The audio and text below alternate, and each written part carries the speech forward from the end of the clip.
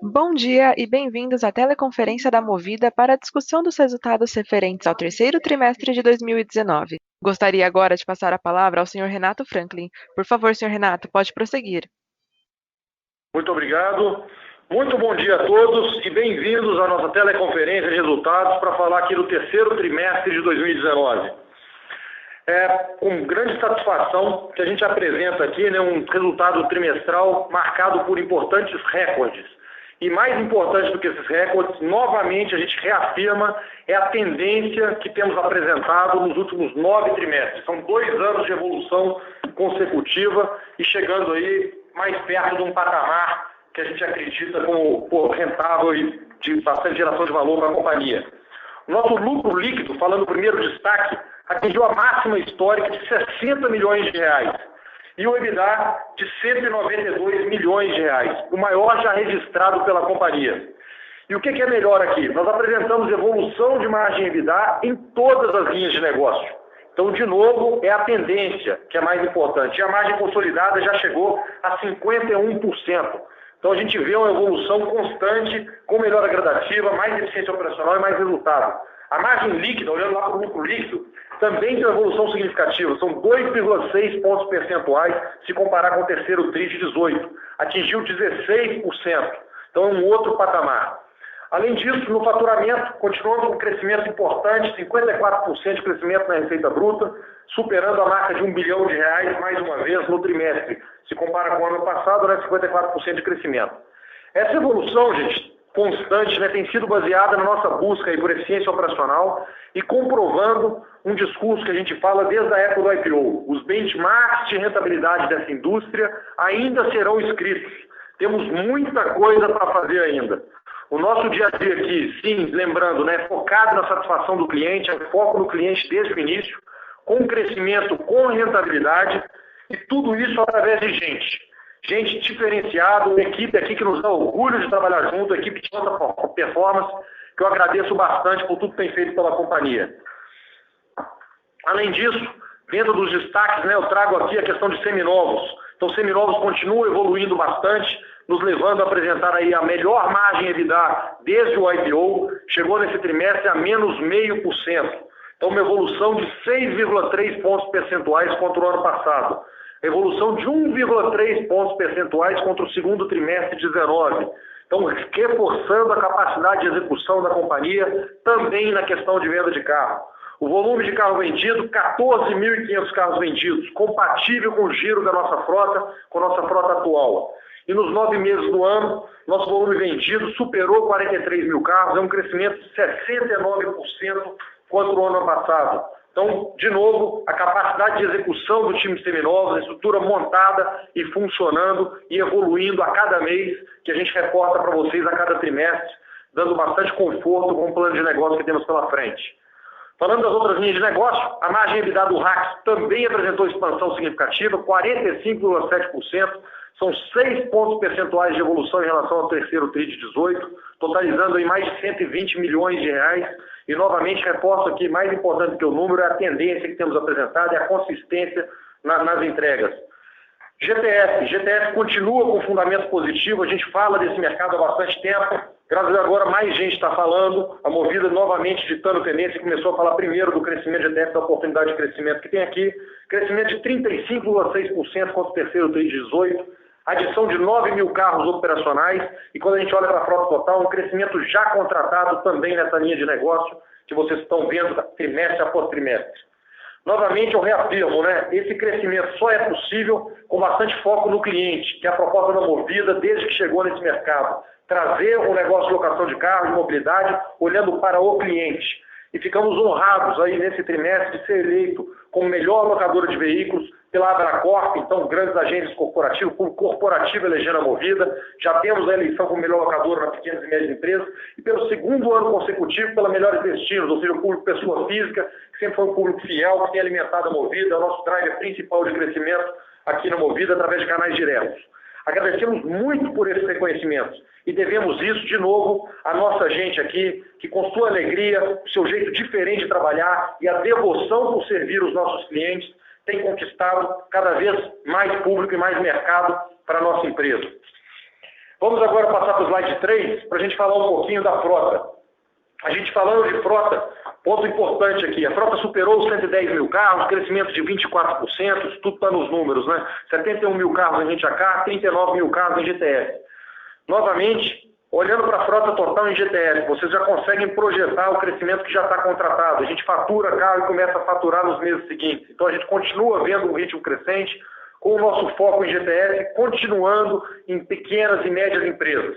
Em RAC, a gente continua priorizando pessoa física, crescendo mais os canais diretos de pessoa física, mas uma novidade importante, nesse trimestre já percebemos um crescimento do setor corporativo, que é um sinal positivo para a economia e para o nosso negócio. A demanda corporativa ficou mais estagnada nos últimos anos e o setor tem crescido através de outros nichos.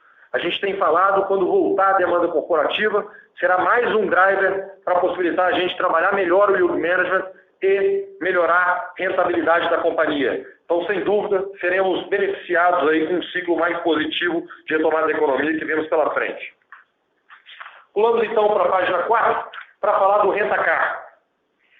No RAC, a expansão de receita nossa, né, seguiu o crescimento de 17% da frota. Qual que é o destaque aqui? O destaque aqui, que reforça os fundamentos positivos do mercado, é o aumento de 1% na receita média por carro.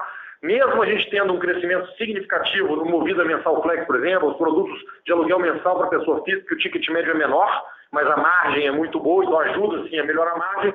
Só que a gente tem conseguido subir preço em todos os canais. Quando olha preço contra preço, no mesmo canal, no mesmo produto, o aumento é maior do que esse que vocês veem aí de tarifa média de 2%. Então deixa a gente bastante confortável, reforça a competição racional e saudável desse mercado de rent-a-car no Brasil.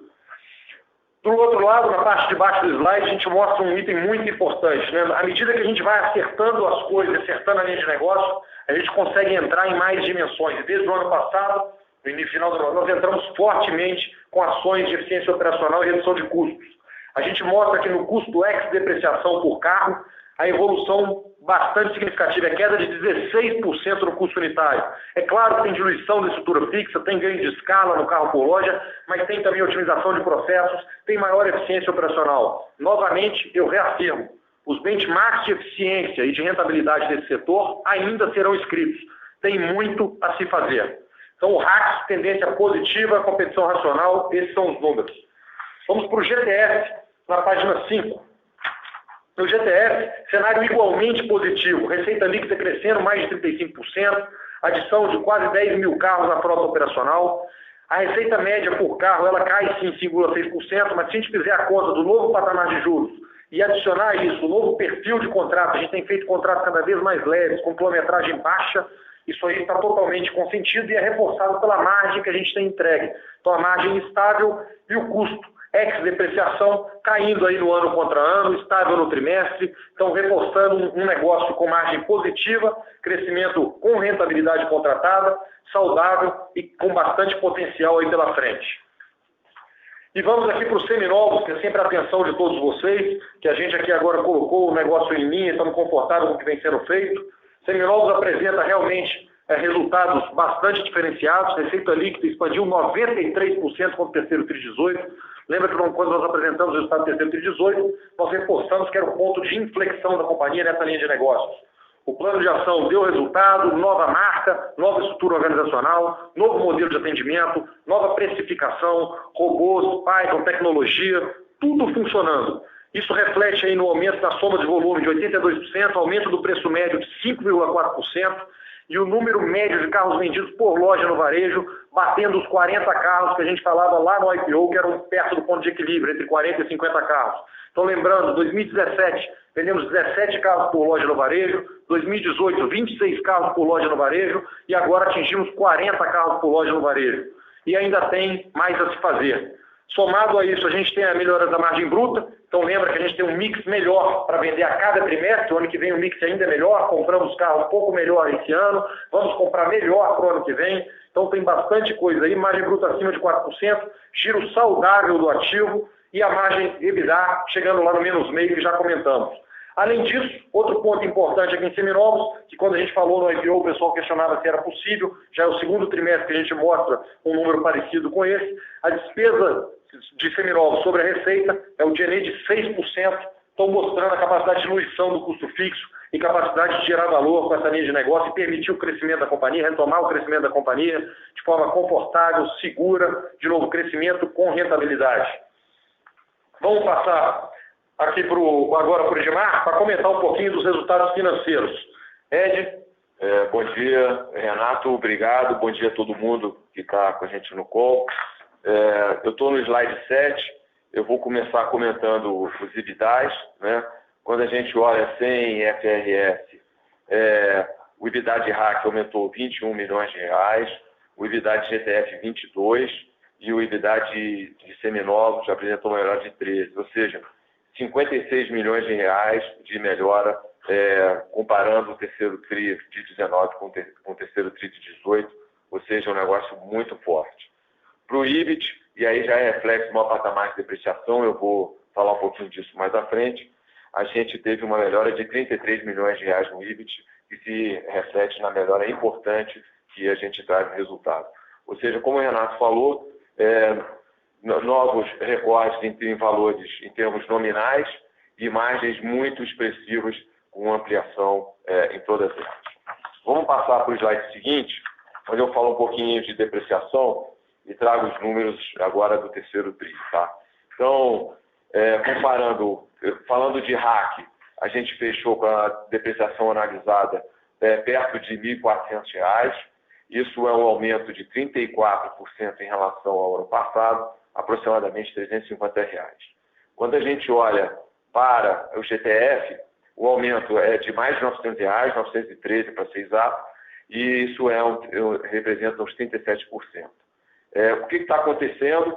Basicamente, a gente tem um aumento devido à mudança de taxa que a gente fez no terceiro TRI do ano passado, né? A gente saiu de 1,5% para 2% no RAC. Isso aí é o primeiro trimestre que a gente vê o efeito cheio disso ao longo do tempo. Adicionalmente, a gente tem o mix de compra, né? O Renato Paulo já falou um pouco disso, e também o próprio valor do carro, que subiu um pouquinho. Então, nominalmente, a gente já vem ajustando a depreciação, em especial do RAC, de maneira importante. Quando a gente passa para o slide 9, aí a gente coloca isso numa perspectiva de tempo, né, um pouco maior. Né? O que está acontecendo com o nosso lucro líquido versus o aumento da depreciação. E, de novo, né, quando você olha de um trimestre, comparando o terceiro trimestre 19 com o terceiro trimestre 18, a frota, só na quantidade de carros, já aumentou perto de 25%.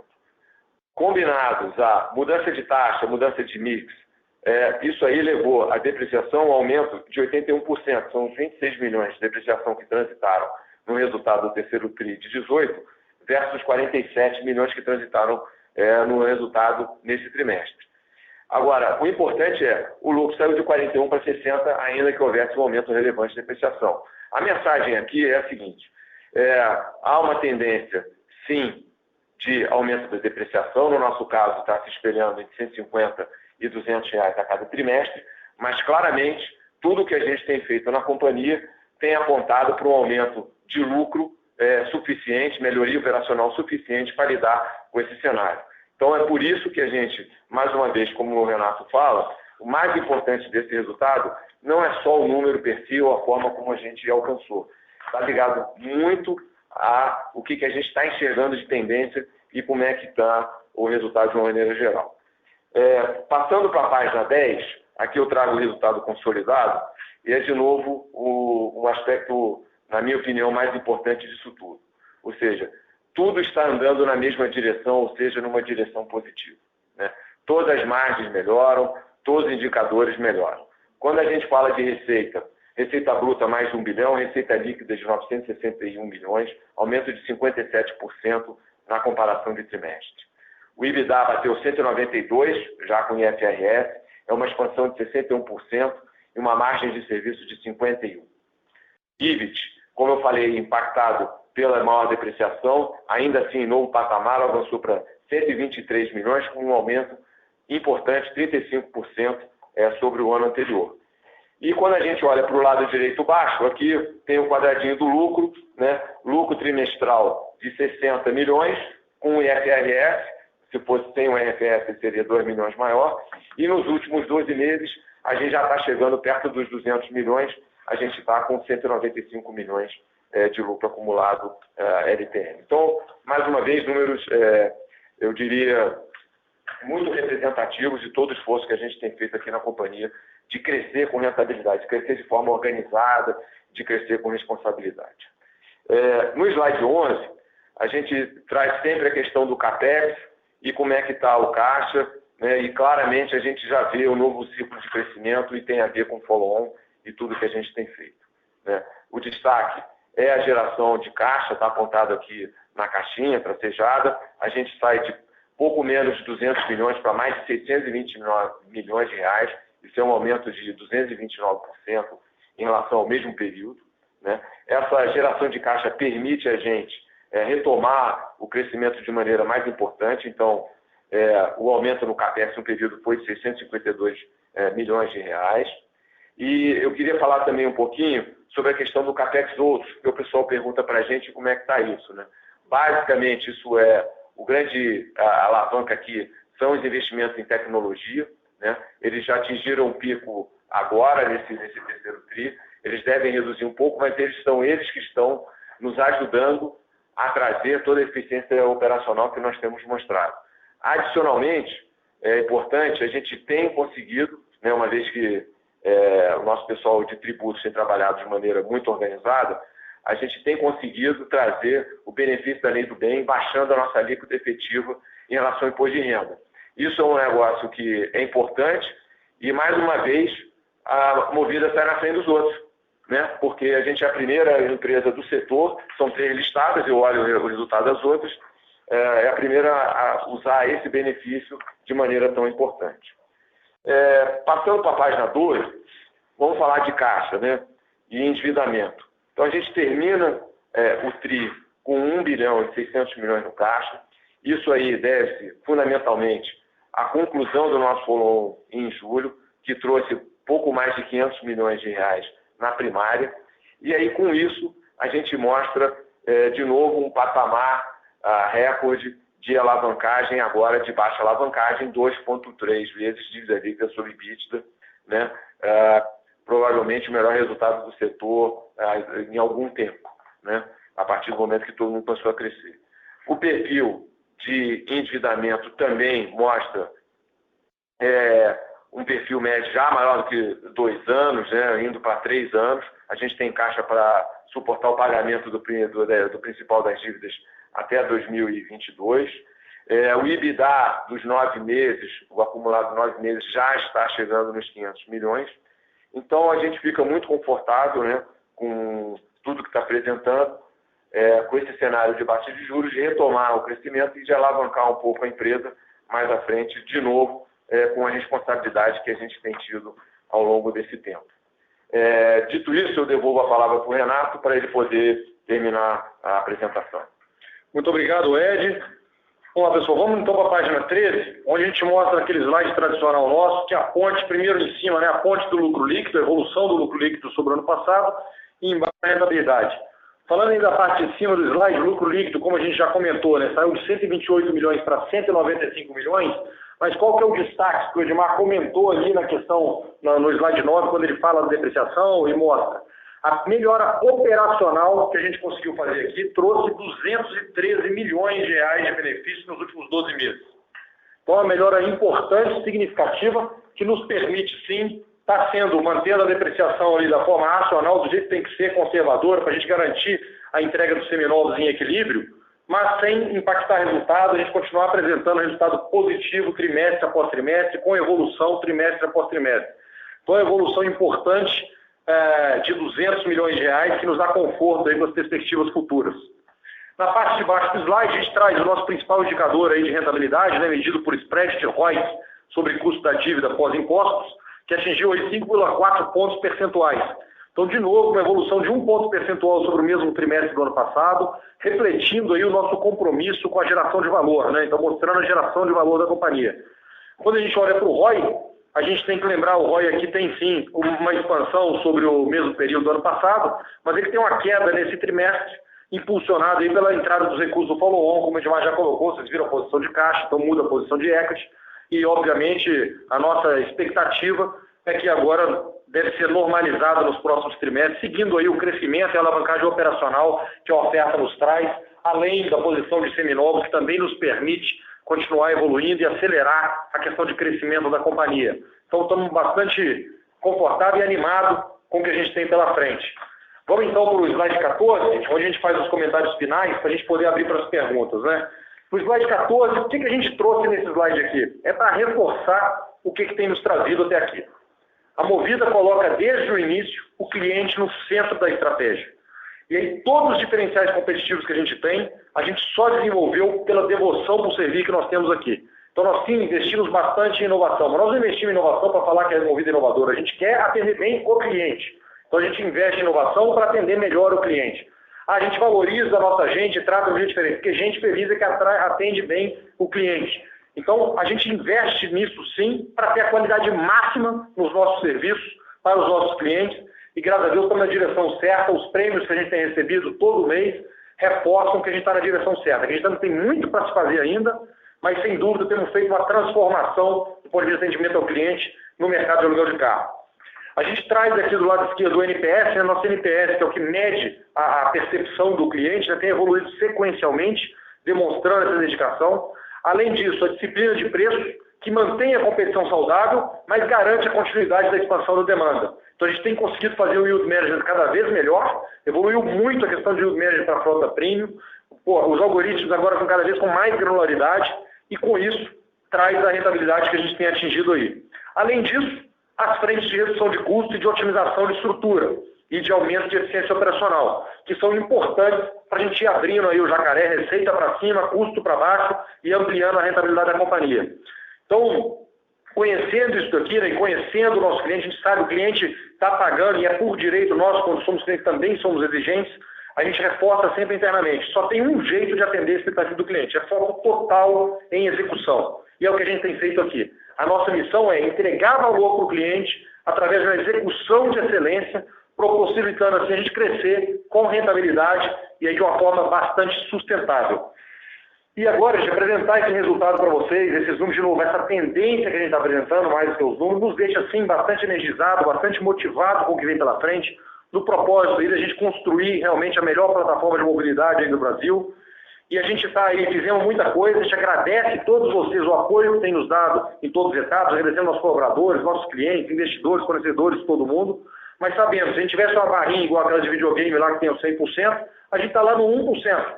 Tem muito mais a se fazer e estamos muito animados com o que temos para fazer aqui e é muito além do carro, muito além de tudo que existe. Então, muito obrigado a todos pelo apoio até aqui e estamos à disposição aí para perguntas, entrar no detalhe do que vocês quiserem, para a gente tratar aqui com bastante transparência, como a gente sempre tem feito. Muito obrigado. Senhoras e senhores, iniciaremos agora a sessão de perguntas e respostas. Para fazer uma pergunta, por favor, digitem *1. Para retirar a pergunta da lista, digitem *2. A nossa primeira pergunta vem de Pedro Bruno, Santander. Bom dia, pessoal. Renato, Edmar, obrigado pelo espaço aqui, pela pergunta. Eu queria que vocês pudessem comentar sobre os seminovos, a evolução de margem bruta. A gente viu 2 pontos percentuais de aumento de margem bruta no trimestre contra trimestre, né, no terceiro TRI agora versus o segundo, para esse nível que o Renato comentou de 4,4%. Se vocês pudessem comentar um pouco do que está por trás desse número, talvez dar um pouco mais de detalhe entre vocês vêm evoluindo com a depreciação no PNL ao longo do tempo, tem a questão do mix dos carros, que acho que talvez ajude a gente a entender do quanto eventualmente ainda tem desse efeito olhando para frente, e o aumento da venda no varejo, se puder dar um pouco de detalhe entre esses pontos ou outros que vocês julguem importante para essa evolução, e aí como que a gente deve pensar essa evolução olhando para frente, não só daqui para o fim do ano, mas onde essa margem pode se estabilizar olhando para frente. É isso do meu lado. Obrigado. Fala, Pedro, tudo bem? Obrigado aí pela pergunta, cara. Realmente, a gente colocou lá no segundo TRI, né? A gente fez até um slide para detalhar as alavancas que a gente tem para melhorar a margem bruta de seminovos. E a gente abriu ali que tinha pouco mais de 2 pontos percentuais para a gente buscar só com KM e idade da frota, né? Que quando vende mais novo, vende com menos quilometragem. Lembra que a gente colocou, né? Cada 10 mil quilômetros é mais ou menos 2% de preço. Então, quando você vai trazendo a quilometragem para baixo, você vai ganhando preço médio, e aí com isso ganhando mais margem. Então a parte é, à medida que a gente vai vendendo nesse mesmo ritmo, e agora começa a girar a frota na proporção correta, né, eu vou trazer a cidade média um pouco para baixo, vender o carro um pouquinho mais novo, com a margem um pouco melhor. A segunda coisa é o mix. Como a gente foi comprando carros melhor no ano passado, né, o mix de compra foi melhor e depois acertando o processo de implantação. Lembra que lá no terceiro TRI de 18, quando a gente mostrou que a gente mudou e implantou alguns algoritmos para distribuição dos carros para melhorar a venda um ano depois? Isso começa a se refletir aqui no terceiro TRI de 19, mas ainda tem melhora para frente que a gente começou a implantar um pouco melhor. Então, o mix de carro que eu estou vendendo e o mix da frota também é um pouco melhor. O mix de montadora que a gente conseguiu comprar em 18 foi melhor do que 17. Em 19 está melhor do que 18. Isso vai trazer também mais margem para o ano que vem. A gente falava de que tinha mais ou menos um pouco mais de 2 pontos percentuais também por mix para a gente buscar até o final do ano. Além disso, quando a gente fala de depreciação, esse aumento que você está vendo durante o ano, ele vai refletir nas margens do ano seguinte, né? Então, para você projetar, sim, faz sentido você considerar um pouco do aumento de depreciação, que vai refletir um pouquinho em margem adicional para o ano seguinte.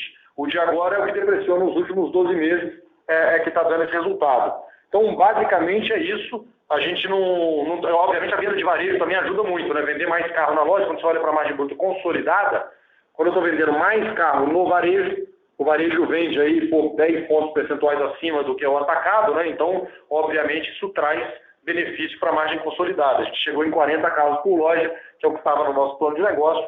Acreditamos que dá para expandir ainda. A capacidade das lojas seria para chegar mais perto de 50 carros por loja, mas obviamente nós temos aí um volume, uma performance aí evoluindo de forma gradativa. Não estamos vendo nenhum salto aí para frente, um pulo gigante de um trimestre para o outro, mas mais importante é entregar com consistência o giro da frota compatível com o tamanho da frota e com margem saudável, reforçando aí a capacidade de crescimento da companhia. Essa é a nossa estratégia para frente em seminovos. Respondido? Obrigado aí. Respondido, obrigado. A nossa próxima pergunta vem de Vitor Mizuzaki, Bradesco BBI. Oi, bom dia. Parabéns pelo resultado. Eu tenho duas perguntas. A primeira, o Edmar mencionou um pouco a questão de alavancagem, né, em torno de 2,3 vezes dívida líquida EBITDA. Você pode comentar um pouco como que esse indicador deve evoluir nos próximos trimestres, como que a gente pode esperar crescimento de frota, né, para alavancar, e qual que é o nível que você acha confortável? E a segunda questão, Renato, você mencionou a questão do GTF, essa diferença entre frota, né, final do período, e frota operacional. Quando a gente olha o número do terceiro TRI, aparentemente você tem um crescimento de receita contratado na casa de 30%. Como que a gente pode esperar, né, essa velocidade de implementação desses contratos? Se tem alguma coisa que vocês estão fazendo para, de repente, aumentar essa eficiência? E o segundo ponto, como que está a diária média desses novos contratos? Se o terceiro TRI a gente já pode considerar que é uma acomodação do novo patamar? Obrigado. Oi, Vitor. Bom dia, obrigado pela pergunta. Falando um pouquinho de estrutura de capital, a gente tem feito um movimento de alongamento ao mesmo tempo que reduz o custo, tá? Então, voltando lá, logo após o IPO, o spread sobre o CDI nosso era perto de 300 bips, né, de 3%, e a gente está rodando hoje na metade disso, tá? Ao mesmo tempo que o prazo médio saiu de 15 meses para praticamente 3 anos, ok? A gente tem sido conservador carregando o caixa, né, enquanto a gente não encontra, vamos chamar assim, a nossa estrutura mais confortável, e a gente pretende continuar assim. Essa estratégia tem funcionado do ponto de vista do mercado de capitais, em especial aqui do lado da dívida, né? E esse trimestre ele mostra o follow-on, né? Bastante dinheiro em caixa e uma alavancagem baixa. A gente entende que, se você olhar a cobertura de juros também está bem alta, né, no patamar de CDI, ele permite a gente chegar perto de 3, né, mas idealmente não em 3.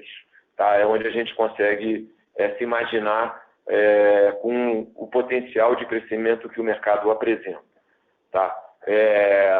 Como isso comportaria, de novo, vai depender muito mais da velocidade de GTF, que é uma velocidade que depende do terceiro para a gente fazer os contratos, e no RAC a gente vai como a gente tem vindo até agora, ou seja, a gente tem conseguido aumentar a frota ao mesmo tempo em que aumenta a receita por carro e apresenta margens consistentes. A gente entende que um crescimento muito acelerado pode trazer algum prejuízo no que diz respeito à rentabilidade. Então, a gente tem sido bem responsável nesse aspecto. Tá? Então, acho que se fosse olhar, é mais do mesmo, né? Olhando assim, pós-IPO, né? Está perto de 3 anos, a gente disse que dobraria a companhia, né, entre 3 e 5 anos. A gente conseguiu dobrar a companhia perto de 3, e o tempo todo, do ponto de vista financeiro, com muita serenidade e responsabilidade. Tá? Vou passar para o Renato para ele falar de GTS. Bom, falando de GTS, é importante, boa pergunta, Vitor, que dá a oportunidade de a gente explicar um pouquinho essa diferença aí para facilitar a projeção de vocês, né? Quando a gente pega a frota final de período, não é tudo crescimento, porque você tem um pedaço disso que é renovação de contratos, né? Então a gente está renovando alguns contratos, e aí um pedaço da renovação do mês anterior ele fica como estoque até você vender. Quando você renova, você tem um tempo para preparar esse carro, colocar no local de venda e aí vender o carro num ciclo normal. Então tem um tempo de desmobilização, preparação e venda do ativo que ele conta ali. Então quando você pega, você tem ali dessa diferença de frota, você tem aí uns 30% de renovação, mais um pedacinho de estoque e o restante é crescimento, que é o que tem entrado de um mês para o outro. Então se olhar no trimestre passado a gente tinha 8 mil carros, 7 mil carros de diferença, né? E entrou 3 mil carros na frota. Então mais ou menos, ou pouco menos da metade aí ele entra como crescimento, o restante é o giro normal. A gente tem feito também, que tem contribuído com o resultado dos seminovos, um pouco daquele giro antecipado, a renovação antecipada de GTF, que traz margem positiva e muda bastante os números. É pouca coisa ainda para a gente poder falar que é significativo, que criamos uma nova alavanca de geração de valor na companhia, mas sem dúvida eu tenho no futuro a gente vai ter mais uma alavanca para gerar valor aí de forma significativa e material também no giro do ativo do GTF. Basicamente é isso, entendeu? Então, para projetar, tem que pegar mais uma estimativa de renovação, o que é o estoque de seminovos, e aí sobra um pedaço ali para poder a gente fazer. Falando do outro lado, do que a gente tem aí do preço e de área média, o que a gente tem hoje? A gente tem feito contratos menor que 2 mil quilômetros por mês. Nosso foco são contratos que rodam 1.000 quilômetros por mês. Então, isso tem trazido esse preço que a gente tem vendido aí, que a gente não está enxergando algo muito diferente para frente, tá? Acho que dá até para melhorar um pouquinho em relação aos R$ 1.150 de receita líquida por carro que a gente viu nesse trimestre. Eu acho que dá até para a gente melhorar um pouco nisso, focando aí no que a gente vai. A frota nossa é toda administrativa, né? A gente não entra em operação severa, não entra em coisas que são mais pesadas, que até tem margem, mas é outro tipo de nicho de negócio. Então a gente evita entrar, obviamente, cotando, mas cotando preço caro, com margem muito grande. Então, na prática, quando tem alguém entrando um pouco mais racional ali, ele acaba ganhando um contrato, a gente não fica muito competitivo. A gente tem ganhado, sim, esses carros de uso leve, que permite girar no varejo, que permite ter uma depreciação mais tranquila, e a gente não ter nenhum risco com seminovos. De novo, reforçando o que o Edmar falou, né? A gente quer sim crescer, mas com bastante disciplina. Mais importante do que crescer e melhorar o resultado é a gente ter consistência nas entregas no médio e longo prazo. Esse é o nosso compromisso com a companhia e com os investidores, com o mercado e com nossos colaboradores que estão aqui dentro. Então, o que a gente espera de área média é mais ou menos esse patamar, tem uma quedinha de juros, tem uma melhorinha de taxa de retorno para frente, então deve ficar mais ou menos esse patamar, dá para melhorar pouca coisa aí aos pouquinhos, trimestre a trimestre. Nós queremos também entrar no mix, estamos entrando no mix de frota executiva, mas aumentar um pouquinho a penetração desses carros um pouco melhores, né, que puxa de área média um pouco para cima. O mix de venda ali, você pegar o ticket médio de compra de carro do GTF nosso, ele é menor do que o do Hack, ou seja, tem espaço para a gente melhorar isso, apesar do negócio premium estar crescendo, ele é pequeno ainda no todo. Então, isso que a gente quer fazer, mas, de novo, com margem, sendo conservadora, a precificação de todos os nichos que são diferentes ou que têm menos previsibilidade. Isso faz com que a gente cresça mais naquilo que a gente tem mais confiança, que o resultado está contratado e que a margem será essa, entendeu? Tá ótimo, obrigado. Obrigado. Com licença, nossa próxima pergunta vem de Lucas Marchiori, BTG Pactual. Olá pessoal, bom dia, obrigado Renato, Edmar pelo call, parabéns aí pelo trimestre. Eu queria discutir um pouquinho sobre o Hack com vocês. Acho que o primeiro ponto aí sobre a tarifa média, a gente viu a tarifa de vocês aí crescendo ano contra ano, mesmo aí num trimestre que a gente ouviu de alguns competidores aí uma certa dificuldade, um certo aumento de nível de competição, né? Então queria que vocês explicassem um pouquinho essa tarifa crescente no RAC, se é puramente efeito mix, se vocês estão sendo mais seletivos, que tipo de segmentos aí vocês estão conseguindo realmente emplacar esse aumento de tarifa, né? Esse é o primeiro ponto. E o segundo ponto também na parte operacional, na margem, né? A margem de vocês tem vindo aí bem forte, né? A gente olha aí o custo ex-depreciação por carro caindo aí, a gente sabe que tem efeito de diluição, pode até também ter um efeito aí de alocação por conta, mas ainda assim é uma melhora significativa, né? Renato, você explicou brevemente na apresentação que tem aí ganho de eficiência, enfim, se vocês puderem dar um pouco mais de explicação, justificar um pouquinho pra gente aí o que tem puxado aí essa melhora forte aí, essa queda, na verdade, aí de custo ex depreciação por carro, que seria legal também pra gente entender um pouco mais, pessoal. Obrigado. Obrigado, Lucas. Vamos lá, primeiro do preço do RAC, né? Só para a gente lembrar, né, a gente tem aí sim o efeito mix, impacta bastante a diária média, e o preço ele é impactado pela sua capacidade de penetrar em cada um desses nichos, né? Porque a gente tem nichos com alto retorno, né? Então só lembrando, a gente começa a falar qual cliente tem paga mais caro, tem mais margem. Pô, o cliente internacional, o estrangeiro vem para o Brasil, duração longa, então custo variável baixo e ticket alto. Depois, pessoa física, e na mobilidade, pessoa física ali, depois vem, aí tem corporativo e agência grande, depois, o pequeno, na verdade tem margem melhor do que o grande, depois a agência grande, seguradora, Uber, o carro mensal, pessoa física, diária média embaixo, mas margem alta. Então, cada companhia tem sua estratégia de penetração e suas forças, né? Eu brinco o seguinte, a gente tem sim demanda reprimida em vários nichos. Então, acho que o crescimento, ele não é, a capacidade de execução do crescimento não é difícil. A gente tem um buffer de crescimento, por exemplo, na demanda de motoristas de aplicativos. Só que ele puxa de área média para baixo e depreciação para cima. Então, se a gente conseguir executar menos na pessoa física, precisa crescer mais no aplicativo. Por que o nosso cresce? Porque o canal que mais cresce meu é o canal direto, aplicativo crescendo, aplicativo mobile, né? Não é motorista de aplicativo, meu aplicativo Movida, que você baixa na Apple Store ou Android. Quem não tem, por favor, baixa aí e pode experimentar, está sendo bastante elogiada a nova versão. Se aluga rapidinho, com ticket médio bom, rentabilidade para a companhia. Então, esse é o maior crescimento nosso. Depois a gente cresce em pessoas físicas no nosso website, canais diretos, crescendo bastante. Aí o corporativo que cresce um pouquinho e a gente tem mantido quase que estável a questão de motorista de aplicativo, onde a depreciação é bem maior. De novo, aquela conta que eu falei dos seminovos. Se cada 10 mil quilômetros é 2%, se pegar um carro de pessoa física, vai rodar aí 1.500 km por mês, põe 2.000 km por mês para ficar até mais agressivo, tá? O nosso roda menos do que isso, é 1.500 km por mês. Você vai ter aí um carro de 20 mil km no final de um ano. Um carro de aplicativo roda 5 mil km por mês, tem concorrente aí que deixa rodar 6 mil km por mês, 70 mil km no ano. 70 para 20, 50 mil quilômetros de diferença. 2% cada 10 mil, estou falando de, 10% de diferença de depreciação do carro. Se você sai de, em vez de ter 7 ou 10% de aplicativo, você tiver 20 ou 25, você aumenta a sua depreciação em quase 4 pontos percentuais por carro. Então, a gente foca na pessoa física e tem trazido esse aumento de diária média. Por que o aumento de diária média não é maior? Porque a gente falou, a gente cresce bastante no carro mensal para a pessoa física, onde a diária média é baixa e puxa para baixo. Então, só que a margem é muito boa, a margem de EBITDA é muito alta, ela é melhor do que um GTF.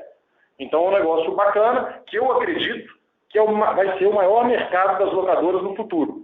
Porque as pessoas vão querer ter carro, só pegar os números do americano, você vê que a Ford continua aumentando, só que cresce via o leasing lá. Aqui no Brasil o leasing, a burocracia é grande, taxa de juros é um negócio que não pegou e ficou com a fama ruim e o aluguel ele traz mais benefício, mais conforto. Para mim, esse vai ser o maior mercado das locadoras no futuro, tem crescido bastante, tem muita coisa para se fazer. Então, isso tem acontecido por vista de preço. Do ponto de vista de custo, sua pergunta de custo ex-depreciação, né? Basicamente é o seguinte, a gente fez um ciclo de crescimento na companhia. Não dava tempo de ficar olhando para custo. Então, sai correndo e tem que fazer os contratos, tem que fazer o crescimento que a gente fez, abrir 2 lojas por semana. Então, como é que você acha que foi a negociação de aluguel, negociação de contrato de manutenção, de tudo? Você tem que ter disponibilidade de serviço para o cliente, que é a nossa prioridade. Em 2018, no início de 2018, nós criamos hoje a gente tem desdobrado custo unitário de todas as linhas de custo por loja, por tipo de carro e trabalha com meta para cada um dos gerentes. Cada gerente é dono do seu negócio e tem sua missão de ir reduzindo. Quando cada um faz o seu trabalho, cada um vai melhorando no final, você vê essa melhora consolidada. E é claro que eu ainda vejo muita oportunidade, tem muito desperdício. É só andar pelas lojas que você vai ver um monte de desperdício que tem. No nosso também, então tem muito espaço para fazer. Só que a gente vai criando essa cultura, que é realmente, eu falo que não é sentimento de dono, é dor de dono que o cara tem que ter na ponta, para poder ir cortando o desperdício e arrumando as coisas de forma sensata. É claro que tem uma área de suprimentos estruturada, hoje fazendo contrato em nível nacional, que é melhor. Você fala, pô, você veio de suprimentos nos primeiros 3 anos, não fez? Não fez não dava tempo. Então a gente fez agora e está montando e renegociando cada um. Então você faz o spend análise, pega curva A, vamos fazer essas 5 categorias, agora faz mais 5. Cada vez que você faz isso, você traz redução de 20%, 30% naqueles custos.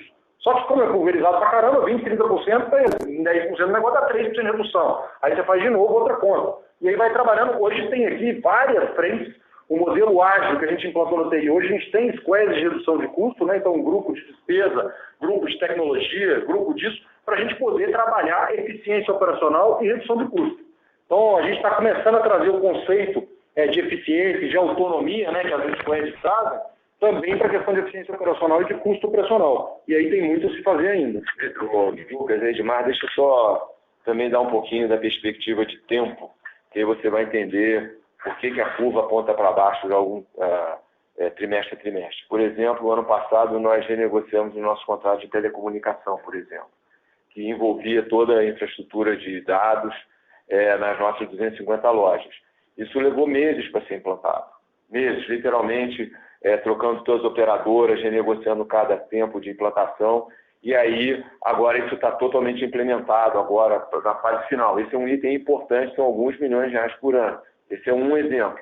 E melhorou o nível de serviço ainda, né? Reduziu o custo em quase 30% e melhorando o nível de serviço. Um outro exemplo, né, que os outros não dão os números, de novo, nós damos, né? Nós estamos com mais de 90% da nossa frota do RAC rastreadas. Né? Então, teve uma frente de renegociação do preço dos rastreadores, né, de concentração de fornecedores. Então, de novo, mudou o patamar do custo e, de novo, depende da implantação de cada carro novo que entra com um rastreador a preço diferente. Né? A gente consegue controles muito melhores quando a gente tem um carro rastreado, por exemplo, na questão de roubo e furto, né, que isso já está, apropriação indébita, mas também no uso indevido por funcionários. Né? Isso parece pequeno, mas você vai somando cada coisinha dessa e a gente chega lá. Né? Então, frente de aluguéis. De novo, no ano passado nós tivemos uma frente de renegociação de aluguéis das lojas de RAC. Implementação ao longo do tempo. Estamos começando a perceber o efeito cheio. A mesma coisa está acontecendo nesse momento agora com os aluguéis de seminovos. Já temos um pedaço das lojas com um novo patamar de aluguel. Isso está sendo implantado. Então, não tem, de novo, uma única ação, né? Na realidade, é como o Renato falou, é uma cultura, é uma execução, é uma decisão da companhia de ser a mais eficiente e de atuar de maneira diferente, como a gente tem atuado em todos os campos. E aí, isso faz com que, ainda que nós não sejamos os maiores, a gente apresente índices de custo e despesa somados, nesse caso específico do RAC, não tem nenhuma dúvida, no mínimo no mesmo patamar dos concorrentes, em alguns casos até melhores. Então é só para dizer que, na realidade, isso aqui ainda tem coisa para fazer, como o Renato sempre fala. Eu falo sempre o seguinte, o que é melhor nisso daqui, estava até comentando na reunião interna, é que você vê todo mundo pegando gosto por reduzir custo, porque o resultado aparece de forma rápida no mês seguinte. Então vocês veem trimestre a trimestre, a gente vê mês a mês. Então se você pegar, a gente pega gosto mesmo, porque você vê o tanto que traz de resultado essa questão de redução de custo. Então, do mesmo jeito, a Movida sempre foi vista como uma empresa de growth, de crescimento, de satisfação do cliente, de experiência do cliente. Nós vamos ser, desde o início a gente fala de estrutura de custo mais enxuta, da gente estar realmente trazendo uma eficiência operacional e ser benchmark de custo por carro, mas ainda tem muito para se fazer e a gente vê essa cultura começando a permear mais níveis da companhia e com muito espaço para a gente fazer mais coisa e trazer mais eficiência de custo aí pela frente. Excelente, obrigado. Obrigado, Edmar, Renato, parabéns. Bom dia a todos. Obrigado. Com licença, lembrando que para fazer perguntas, basta digitar *1. A nossa próxima pergunta vem de Vitor Mizuzaki, Bradesco BBI. Oi, bom dia. Só mais uma pergunta. Se vocês puderem comentar um pouco como é que está o quarto trimestre, né? Já está em meados de novembro. Como que vocês estão vendo demanda e venda nos seminovos? Obrigado. Bom, Vitor, obrigado pela pergunta aí. A gente não pode, nós não damos guidance, né? Então eu tenho aqui um certo cuidado para não tomar muitos chutes na canela do que eu vou falar aqui. Mas, em resumo, é o seguinte, a gente continua vendo, né? Falando dos negócios aí de forma geral, a gente continua vendo os fundamentos bastante positivos e a tendência nossa dentro de casa de um mês melhor do que o outro. Então, isso é o que a gente tem visto e que nos deixa, de novo, bastante confortável com o plano de negócio que a gente tem. E estou falando em todas as linhas de negócio. Então, o RACS vem melhor mês após mês, GTF vem melhor mês após mês e seminovos vem melhor mês após mês, de acordo com o nosso plano de negócio. Não estamos vendo nenhum susto ou salto muito grande para cima, mas com melhoria incremental mês após mês. Quando você olha dentro do terceiro TRI, setembro é o melhor mês. Dentro do segundo TRI, junho é o melhor mês. Quando olha para o quarto TRI, ele começa porque terminou o terceiro TRI. Então, deixa a gente bastante animado, até cauteloso com as palavras e com a energia. Vocês sabem que eu gosto de me empolgar, mas assim, a gente está vendo um cenário de demanda bastante positiva, com bastante oportunidade da gente ir melhorando a rentabilidade, crescendo a companhia, com disciplina, cuidando dos nossos clientes, da nossa gente, de uma forma diferente, que vai construir uma companhia bastante sustentável para frente. Estamos animados para fechar o ano bem. Ok. E Renato, faz sentido esperar que a tendência de queda da idade do carro vendido continue no quarto trimestre? Continua um pouquinho, sim, tá? De forma gradativa, vai caindo um pouquinho trimestre a cada trimestre. Tá ótimo, obrigado. Obrigado, Vitor. Novamente, para fazer uma pergunta, a favor digitar *1. Nossa próxima pergunta vem de Jorge Lourenço, Morgan Stanley. Oi, bom dia. Na verdade, aqui é o Lucas Barbosa. Bom dia, Renato e Edmar. Obrigado pela oportunidade e parabéns pelos resultados. A minha primeira pergunta é um follow-up sobre o yield de RAC. O Renato já comentou sobre alguns dos drivers da expansão, mas outro fator que a gente tem visto é o crescimento do preço médio do carro comprado no RAC. Eu só queria entender o quanto que isso ajuda a explicar o crescimento do yield no terceiro TRI. Obrigado. Obrigado, Lucas. O que acontece com o yield, né? O yield, na verdade, quando a gente montou a frota para atender o cliente, né, a gente cresceu num mix de carro premium maior do que o que tinha de demanda e fomos impulsionando. Onde a gente tem mais oportunidade de melhorar o yield do RAC é melhorando o yield management de carro premium. E a gente, no terceiro TRI, criou uma estrutura independente separada para focar no yield management, distribuição e precificação só para carro premium. Então, hoje a gente captura prêmio, captura demanda, a gente tem transportado o carro premium através de clientes, então feito muita coisa legal aqui, que tem trazido assim, uma ocupação cada vez maior nesse segmento e mantendo o preço médio, que acaba contribuindo para a melhora de yield.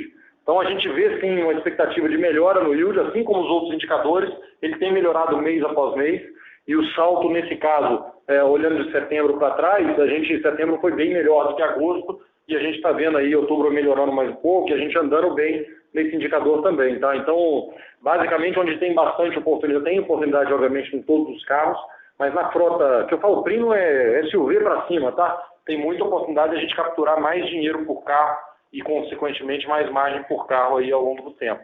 Lucas, Edmar aqui, deixa eu pegar carona, literalmente, na resposta do Renato, para reforçar um outro aspecto importante que ajuda na pergunta do seu xará lá, que é a questão de custo. A gente tem expandido muito nos canais diretos, né? Aplicativo, no site. Isso aí a gente não paga comissão, a gente tem um preço muito competitivo, e aí com isso, o que acaba acontecendo, o preço líquido é melhor, né? Ao mesmo tempo em que a gente atinge direto o público que a gente quer atingir, que é o cliente pessoa física. Então, aqui é um ganha-ganha. Tá? A gente fica muito competitivo em preço, sem agredir, né? Porque não paga a comissão, e ajuda no custo. É isso aí. Tá ótimo, muito obrigado, Renato e Edmar. Só uma outra pergunta relacionada à linha de fornecedores. Vocês tiveram uma dinâmica do segundo TRI versus o primeiro TRI tinha subido bem. Obviamente vocês fizeram bastante compra de carros, aumentaram bastante a frota no segundo TRI. Daí agora no terceiro TRI abaixou um pouquinho, mas ainda num número razoavelmente alto, que é 1,6 bi. Só queria entender o que é a dinâmica que vocês esperam para frente, dado que vocês compraram menos carros agora no terceiro TRI. A gente deveria esperar esse número cair um pouco mais no quarto TRI? Obrigado aí, Lucas, pela pergunta. Basicamente está ligado, né? O volume de compra e prazo de pagamento. Como a gente tem falado já, a gente tem conseguido comprar com condições cada vez melhores, que acaba impactando a conta ali. Mas basicamente a gente vai crescendo, tem uma sazonalidade do negócio que você compra para fazer picos de alta temporada, então por isso aumenta segundo e quarto tri, normalmente essa conta aumenta. Quando você pega, obviamente, dependendo do vencimento, acaba que distorce um pouquinho só a questão da compra, porque você tem vencimento, às vezes início de quarto tri, então você paga aquilo e resolve. Mas é uma conta que está compatível com o nosso volume de compra anual de carros, né? E com o crescimento que a companhia tem mostrado e com o caixa que a gente tem aqui. Então a gente está confortável em toda a estratégia nossa, quando a gente olha para o caixa e para as dívidas que a gente considera a conta de fornecedores para manter a companhia com bastante disciplina financeira, com bastante tranquilidade. Agora, você tem a oportunidade de você comprar com 30 dias a mais de prazo, não tem desconto a mais para você pagar à vista, igual você chega na farmácia. Pô, divide, quer sem dividir, sem juros? Sem juros é quantas vezes? Quantas vezes for, eu vou dividir, cara, sem juros. Então é a mesma coisa, entendeu? Então, e vai andando. Perfeito, faz bastante sentido. Obrigado, Renato. Obrigado, Lucas. A nossa próxima pergunta vem de Alexandre Falcão, HSBC. Bom dia, Renato. Bom dia, Ed. Na verdade, eu tenho uma pergunta em relação a como é que vocês pensam essa frota que foi comprada esse ano, a estratégia para vendê-la no que vem. Imagino que tem um percentual muito maior de Uber, né, ou de mobilidade nessa frota. Você tem alguma estratégia especial para vender esse carro que está um pouco mais, como você mesmo falou, um pouco mais depreciado, com um pouco mais de quilometragem? Tem alguma preocupação em relação a isso? Vocês estão se preparando para essa onda que vem? Ou você acha que você está totalmente preparado para esse novo momento da companhia? Obrigado. Obrigado pela pergunta. Basicamente é o seguinte, nossa estratégia desde o início, né, a gente não tem aumentado a exposição nesse segmento, tá? A Movida já deve ter uns 2 anos e pouco aí, que a gente tem entre 7% e 10% da frota em aplicativos. Então o que a gente faz? Basicamente a alta temporada a gente diminui um pouquinho, e aí abaixa um pouco a quantidade de carro, baixa a temporada, a gente aumenta um pouco para manter a taxa de ocupação, quando a gente precisa ali dentro do aplicativo. Eu falo que é um buffer de crescimento, né? Então hoje a gente tem 10% dos carros.